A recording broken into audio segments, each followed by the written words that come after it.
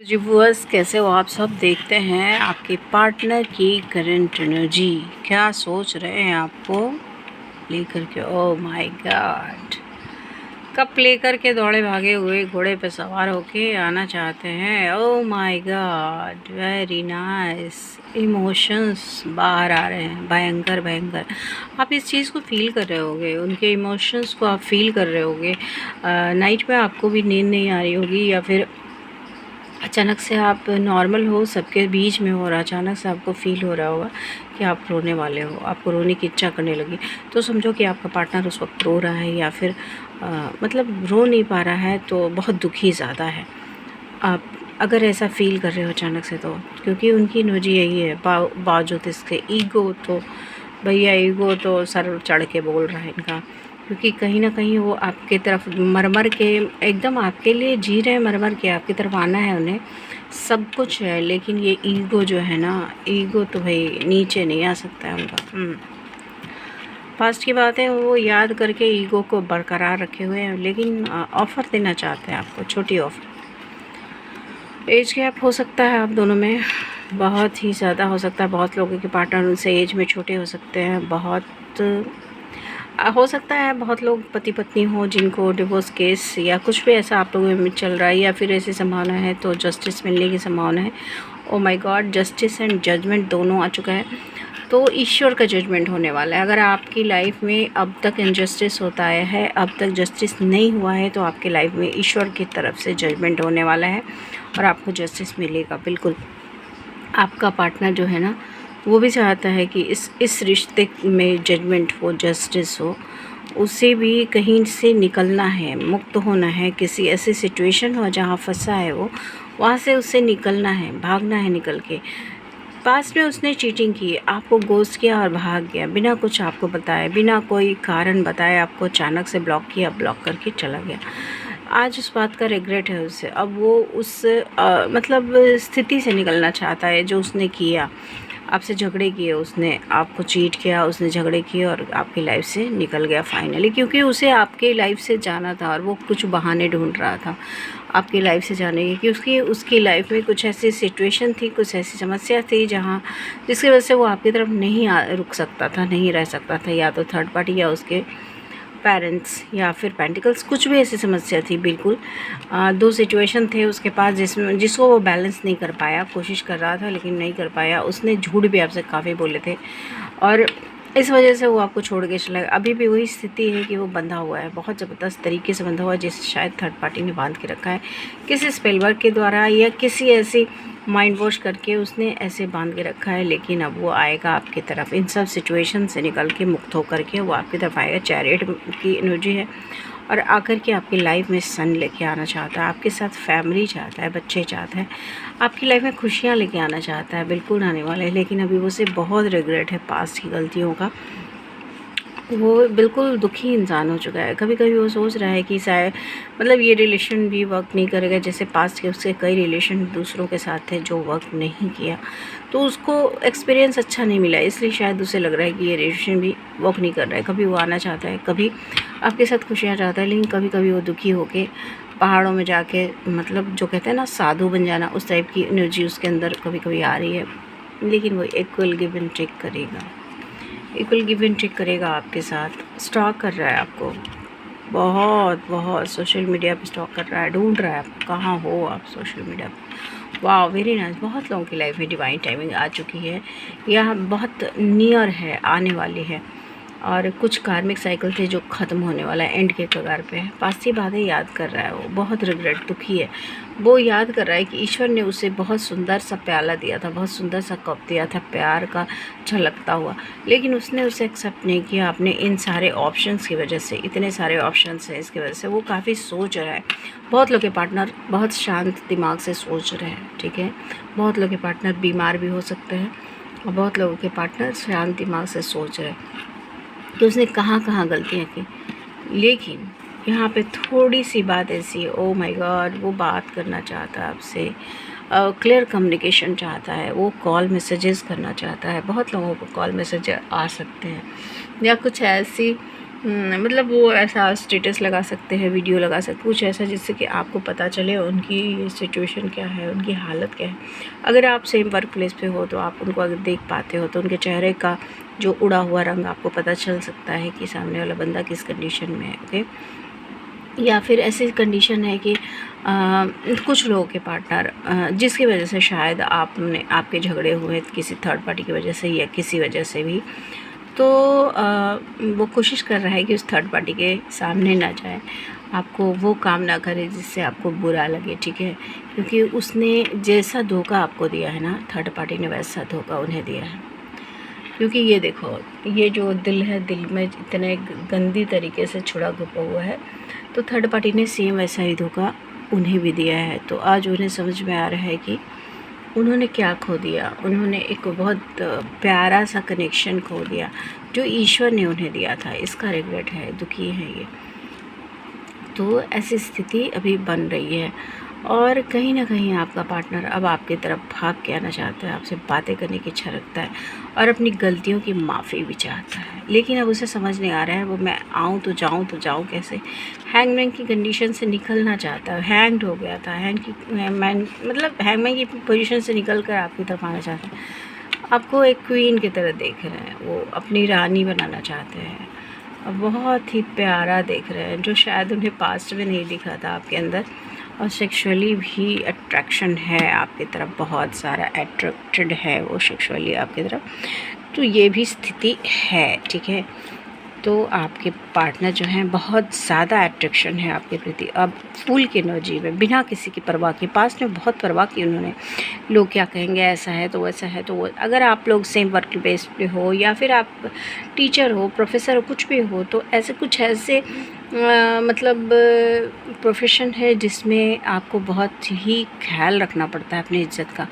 तो उसने भी बहुत कुछ सोचा, ऐसा है तो वैसा है। तो अगर आप शादीशुदा हो दूसरों के साथ, तो ये भी आपके पार्टनर ने मतलब बहुत सोचा, या फिर बहुत लोगों ने उनके माइंड को वॉश किया, आपके खिलाफ इस्तेमाल किया। बहुत सारे लोग इन्वॉल्व हो सकता है आपके इस कनेक्शन में, और बहुत सारी पार्टीज़ भी इन्वॉल्व थी, थर्ड पार्टीज़ भी इन्वॉल्व थी। आज भी थर्ड पार्टी इन्वॉल्व हैं, काफ़ी ऑप्शंस हैं अभी भी उनके पास, काफ़ी ऑफ़र्स मिलते रहते हैं उनको। लेकिन अब वो बंदा कोशिश कर रहा है उससे निकलने की। अचानक से तो नहीं निकल जाएगा ना, लेकिन हाँ कोशिश कर रहा है वो उनसे निकलने की। हाँ, ये हो सकता है कि चूँकि फ्लर्टी नेचर का हो सकता है, बहुत लोगों का पार्टनर ना फ्लर्टी नेचर के हो सकते हैं। इसके बारे में मैं बता रही हूँ। फ्लर्टी नेचर के बहुत सारे लोगों के पार्टनर हो सकते हैं, क्योंकि ये आदतें ऐसी होती हैं, वो तुरंत नहीं छूटती, ठीक है, तुरंत नहीं छूटी। लेकिन कोशिश वो कर रहा है, इतने सारे ऑप्शंस में वो सिर्फ आपकी तरफ देख रहा है, वो आपको पसंद कर रहा है, आप उसे ज़्यादा पसंद आ रहे हो, क्योंकि उसने बहुत सारे ऑप्शंस के पास घूम लिया है, चारों तरफ घूमा है। घूमने के बाद उसे आपके जैसा कोई नहीं दिखा, और इन सारे ऑप्शंस के बीच वो आपको सेलेक्ट करने वाला है।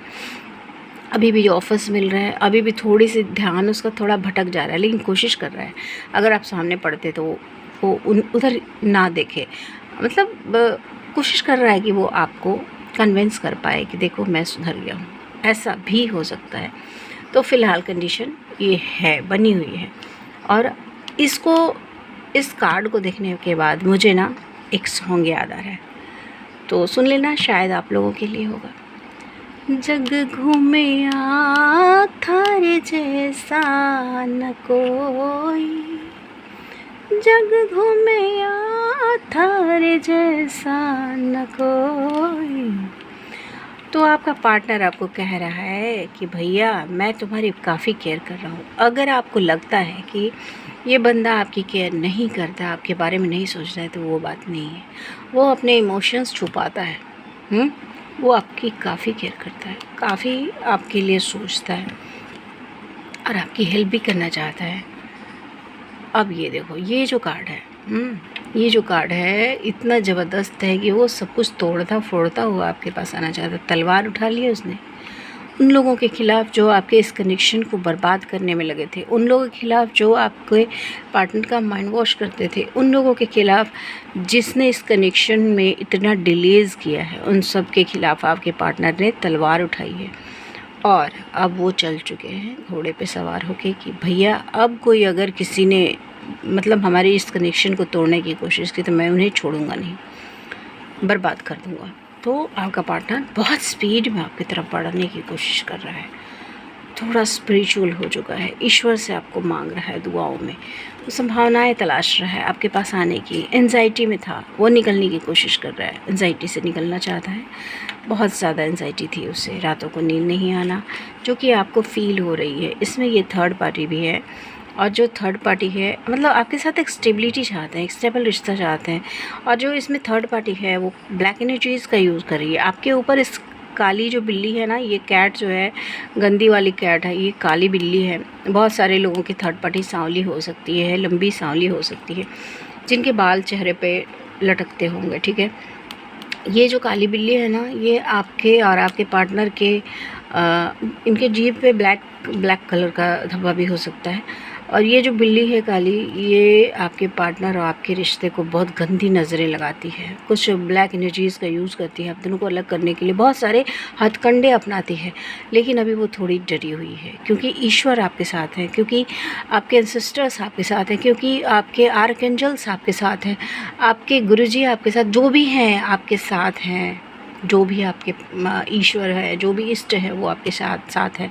और इनकी कुछ चल नहीं पा रही है, कोशिशें तो ये कर रहे हैं, थोड़े डैमेज आप हो जाते हो, लेकिन ईश्वर आपको संभाल ले रहे हैं, क्योंकि वो हर वक्त आपके पास है। हमेशा आपको ये साइंस मिलता होगा कि आपके ईश्वर आपके साथ हैं, तो वो आपके साथ हैं। और इन गंदी लेडीज़, इन गंदी लोगों के कुछ चल नहीं पा रहा है, ठीक है।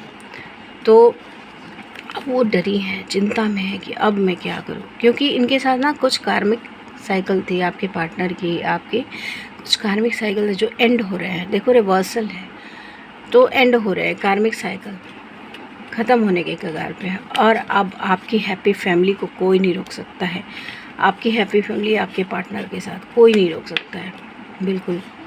ये एम्परर जो है, ये ज़िद्दी इंसान भी नॉर्मल होने वाला है।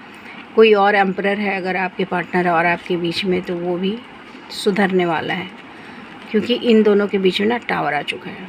आपका पार्टनर अभी टावर झेल रहा है, बहुत बुरी तरह से टावर झेल रहा है, इन लोगों को झेल रहा है, बहुत सारे प्लान्स कर रहा है आपकी तरफ आने के लिए।